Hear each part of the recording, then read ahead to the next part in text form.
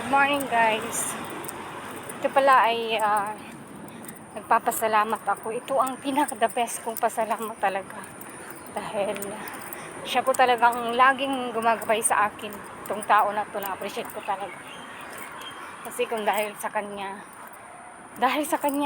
bakit ako nagpo-pursige nitong ituloy ko. Sabayan ko siya. Kasi alam ko na sa lahat ng oras, hindi ko talaga kayang yung sarili ko dahil gusto ko nang mag-give up pero lumalaban pa rin ako. Dahil sa hamon ng buhay ko ngayon, naninito ako sa abroad. Kaya na-appreciate ko po yung mentor ko na si Lorely Rose Miranda. Siya po yung talaga lalaking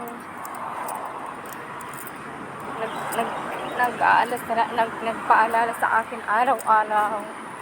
Nagme-message siya sa akin. Yung nilakasan ko ang loob.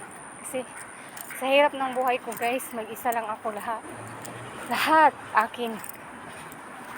Pero nagawa ko talaga to para naman to sa sarili ko at sa aking mga anak. At yung makauwi na ako ng for good para yung makasama ko na yung mga anak ko. Ito ang pangarap ko, na makasama ko yung mga anak ko na pag-uwi ko sa Pilipinas.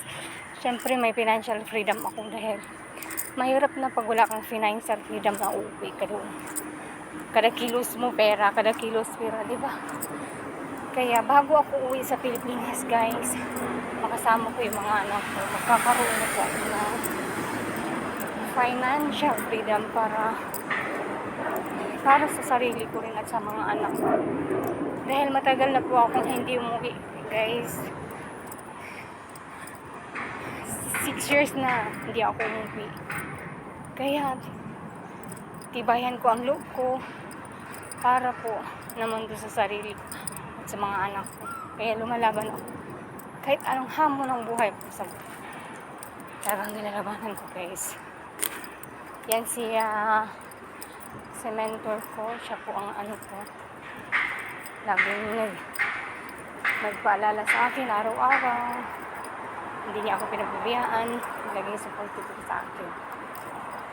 Kaya tuloy ako sa pangarap. Hindi ako hihinto. Sumabay ka lang. Huwag kang tumigil. Nandito si Lord, nagabayin ka palagi. Huwag ka lang tumigil. Pagpatuloy mo lang. Dahil darating din yung time na ibibigay ni Lord para sa'yo. Diba? Kasi kung titigil ka, ikaw ang talo, diba? Kaya do it yourself. Kaya ang ito lang masasabi ko, nagpapasalamat ako palagi.